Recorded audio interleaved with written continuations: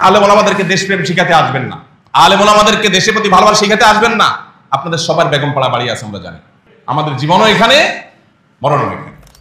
মগের মল্লুকের গল্প আমরা অনেক শুনেছি, কিন্তু মগের মল্লুকের বাস্তব রূপ আমরা দেখি নেই। দুর্ভাগ্য আমাদের, আমরা এখন সেটা দেখছি। মুসলমানের জিহাদকে আপনার কাছে সন্ত্রাসী হিসাবে, সন্ত্রাসী কর্মকাণ্ড হিসাবে তারা দেখাচ্ছে। তারা যখন ক্রুসেড ঘোষণা করে তখন আপনার কাছে একটিবারের জন্য প্রশ্নটা উঠে না? এক শ্রেণীর মিডিয়া, আপনার টাকা দিয়ে যাদের পেপার পত্রিকাগুলো বাসায় নিয়ে যান, এই মিডিয়াগুলোর একটা বড় অংশ এই জঙ্গি নাটককে মঞ্চায়ন করার জন্য সবচেয়ে বেশি ভূমিকা রেখেছে। এখনো তারা সেই খেলা আবার শুরু করছে, এই গত সপ্তাহ থেকে আবার শুরু হয়েছে। শুধুমাত্র জঙ্গি দমনের নামে হাজার হাজার মানুষ দেশে, শত শত মানুষ দেশে খুন, গুম, নির্যাতন, জেল জুলুমের শিকার হয়েছে। আপনি শুধুমাত্র গুম কমিশনের রিপোর্ট যদি পর্যালোচনা করেন, আপনি দেখবেন যে কিভাবে স্ক্রিপ্টগুলো সাজানো হয়েছে। কোরআনের অনুবাদ এটা রেখে ছবি তুলে পত্রিকা ছাপানো হয়েছে, জঙ্গি বই পাওয়া গেছে। কোরআনের অনুবাদ যদি রাখলে কেউ জঙ্গি হয়, তো আমরা সবাই জঙ্গি। বিগত 5ই আগস্টের আগে মোবাইলে SMS পাঠানো হয়েছে যে চতুর্দিকে জঙ্গি হামলা হচ্ছে। জনগণের ন্যায্য অধিকার আদায়ের আন্দোলনকে কি বলা হয়েছে? জঙ্গি হামলা। এখান থেকে বোঝা যায় যে মূলত জঙ্গি এই শব্দটা, এটা হলো সকল প্রকার সত্যকে লুকাবার জন্য। আপনারা হলে আর্টিজান হামলার সময় দেখেছেন, তার সোশ্যাল মিডিয়াতে দেখা গেছে সে ডক্টর জাকির নায়েকের পেজে লাইক দিয়েছে, বাস এই অপরাধে পৃষ্ঠবি বন্ধ। জেহাদ ইসলামের একটা মহান ফরজ বিধান। এই জেহাদ, এটাকে আমরা ভুলে গেছি। জেহাদ মানে ঠুস ঠাস কাউকে মেরে দেওয়া নয়। জেহাদ মানে নিরীহ মানুষের উপরে বোমা হামলা করা নয়, যেটা পশ্চিমারা করছে। প্রকৃত জঙ্গিবাদে তো তারাই লিপ্ত।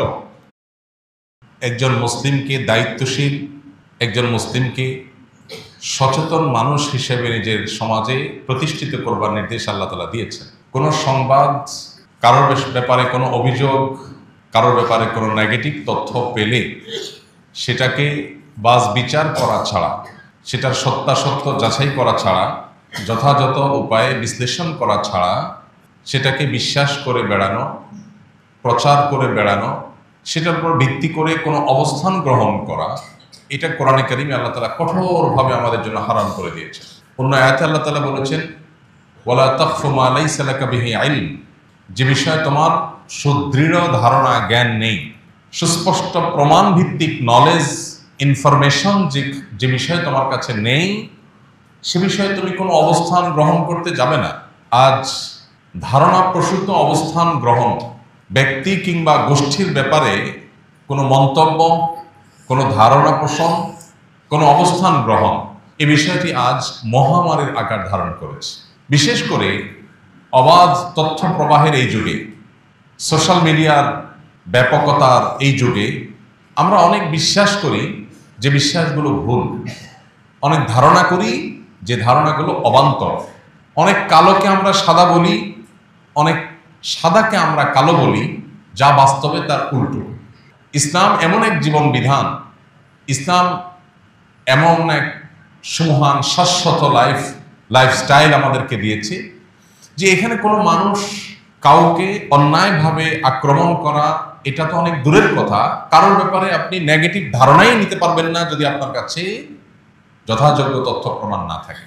আজকের পৃথিবীতে যারা মডেল হিসাবে নিজেদেরকে স্টাবলিশ করেছে, সাম্রাজ্যবাদী পৃথিবী, তাদেরও অনেক বড় অস্ত্র হলো জনগণকে, সাধারণ মানুষকে বিভ্রান্তির মধ্যে ফেলে দিয়ে ঘোলা পানিতে মাছ শিকার করা, বিভিন্ন এজেন্ডা বাস্তবায়ন করা।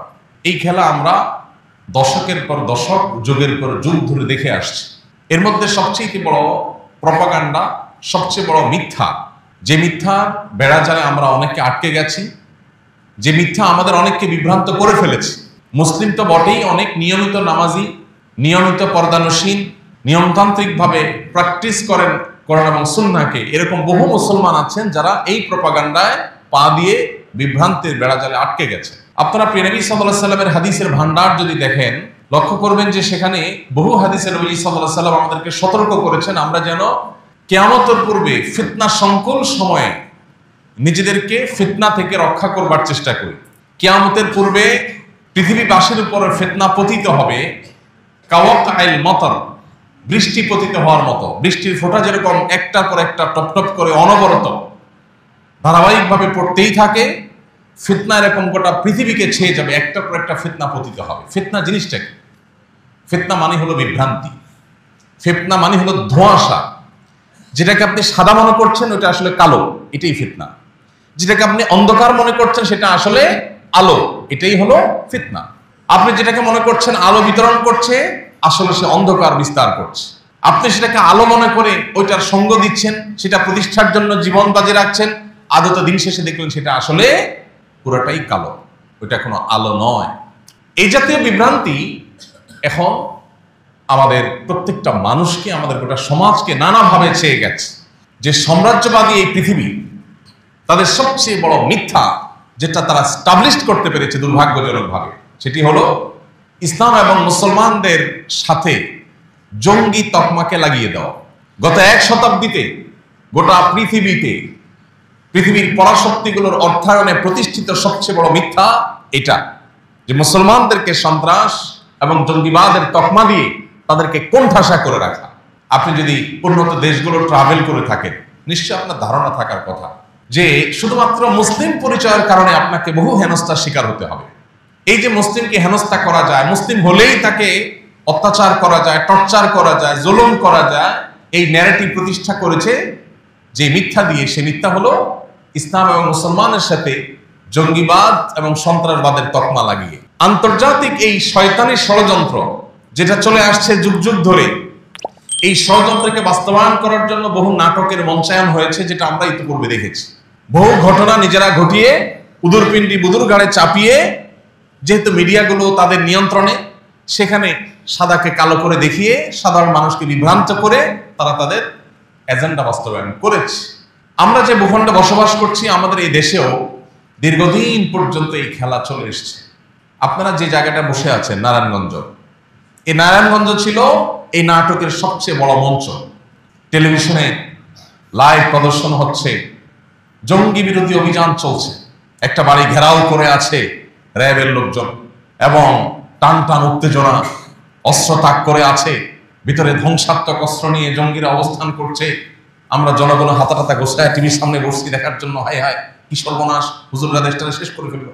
এরপরে ভেতর থেকে বের করে আনা হলো আগে থেকে সাজানো ফাজাইলে আমাল, তারপরে আপনার হেকায়েতে সাহাবা, তারপরে আপনার কোরআনের তর্জমা, এরকম বই পুস্তক সামনে সাজায়া, এই যে জেহাদি বই পাওয়া গেছে এবং ককটেল কিছু সাজায়া, এরপর একটা ছবি, পরের দিন সব পত্রিকায় গুরুত্বের সাথে প্রচার হলো। আমাদের সবার চিন্তা শেষ না, হ্যাঁ হ্যাঁ দেশটা শেষ হয়ে গেল। এই তো গত সপ্তাহেই দায়িত্বশীল পুলিশ অফিসার, পুলিশ কর্মকর্তারা, দায়িত্বশীল পদে থাকা ডিআইজিরা অকপটে একের পর এক স্বীকার করেছেন যে বিগত আমলে জঙ্গি অভিযানের নামে সবগুলো ছিল নাটক। অবাক করা বিষয় হলো এই নাটক আবার নতুন করে শুরু হচ্ছে বাংলাদেশ।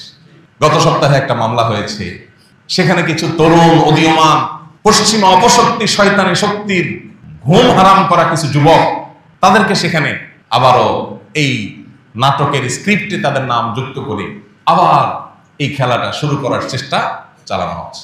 আমরা সাধারণ মানুষ অনেক কিছু জানি না, অনেক অন্ধকারে আছে। এক র্যাব কর্মকর্তা এখন জেলে আছে, এই জঙ্গি নাটকের পেছনের কারিগরদের একজন। উনি একবার আমাকে কল করেছেন, আরো বছর 3 আগের কথা। হোয়াটসঅ্যাপে নক করেছেন, এরপরে ফোন দিয়েছেন, দিয়ে বললেন হুজুর আমাকে সব হুজুররা চিনে।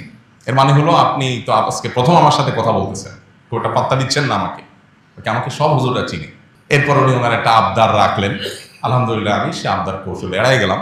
উনি আমাকে একটা ফাঁদ দিয়েছিলেন, যে ফাঁদে আমি যেন পাও দেই, আল্লাহ তাআলা আমাকে রক্ষা করেছেন, আমি কৌশলে সেখান থেকে সরে যাই, আমাকে সে ফাঁদে ফেলতে পারে। আমরা অনেকে জানি না আমাদের ট্যাক্সের টাকায় জঙ্গি দমনের নামে কমপক্ষে 15 থেকে 20টা, মানে 15টার নিচে না, আমি এক্সাক্ট ফিগারটা বলতে পারছি না, 15 থেকে 20টা অথরিটি বাংলাদেশে আছে। আইন শৃঙ্খলা রক্ষাকারী বাহিনীগুলোর এবং বিভিন্ন এজেন্সিগুলোর বিভিন্ন টিম উইং আছে, 15 থেকে 20টা উইং। কিসের জন্য? জঙ্গি দমন করার জন্য।